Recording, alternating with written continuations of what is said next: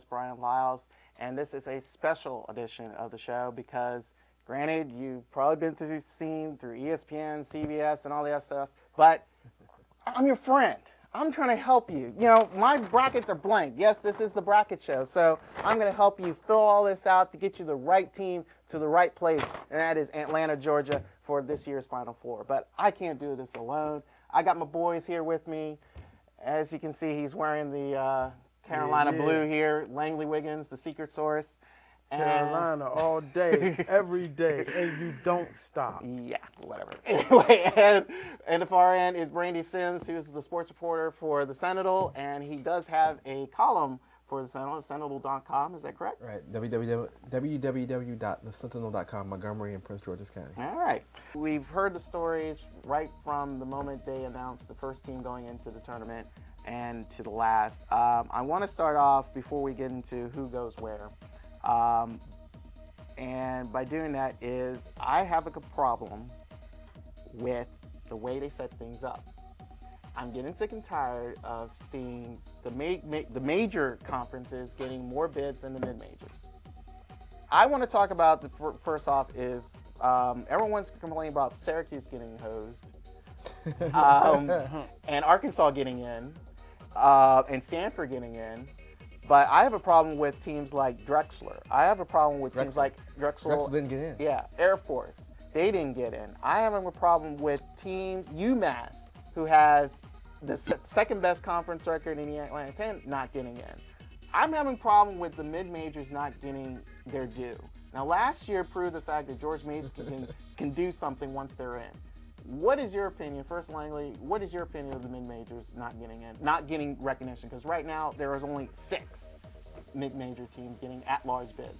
Well, recognition comes from strength of schedule, exactly. Your conference, strength in your conference, and also it comes from being known. I mean, the major teams, we're used to seeing them.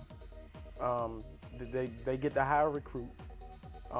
Granted, these are guys who stay like 1 year and leave, but these are the teams that everybody's used to seeing on Saturdays, Sunday afternoons, whatever, and that do eliminate some of the mid majors out, and there's only room for just a handful. Well, Brandon, let me ask you. I mean, there was this movie a couple years ago, Glory Road. They showed the history of Texas Western, which is currently now UTEP. Texas El Paso, going to the Final Four and winning and beating Kentucky. You know, the big powerhouse Kentucky. Coalfield House. University of Maryland campus. And you know, granted, the more significant was it was the first all-black starting 5. Yeah. It was back in 1966. Yeah. So but still, the looking beyond that color factor, but also this was a school that no one knew, no one cared about. If they were in a modern day sense, they would be considered in a mid-major role. So when do we get a chance to see someone like that, another UTEP, another Texas Western, so to speak, get a chance to do something like that? Well, if you're a mid-major, Brian, you're going to have to go out of conference and play a tough schedule. I mean, you're not only going to have to play a tough schedule, you have to win some games. I mean, playing a tough schedule is not enough these days to make it to the NCAA tournament. If you're a mid-major, you're going to have to play a tough out-of-conference schedule and win those games. Playing is not enough. I mean, if you lose, let's say you play Texas and North Carolina and, Maryland, you're going to have to win win 1 or 2 of those games. I mean, I guess if you're a mid-major and you play a tough schedule, that's not enough. You're going to have to win some of those games. But you saw it last year with Mason. Well, Mason's one of a few.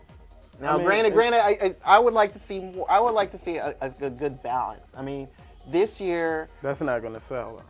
Are you going to look at it in a corporate sense? It's like, okay, we need to sell tickets, or you want to look more. A lot of people like myself would like to see. You know what? I like to see the underdog get a chance. I like to see more underdogs to face more more major conferences. That would be more interesting. I ain't getting you twisted, but I'm just saying that that's what people want to see. Those bigger schools that they used to seeing, they want to see the top 25. They want to see the Kentuckys, the Indianas. They want even teams on a rebound that's been down a few years. UNLV, who was there years back, you know, a minute ago, they back in the swing of things. So, you know, a mid-major has to always fight hard to get their chance in. And like Brandy says, just playing the toughest, you know, schedules.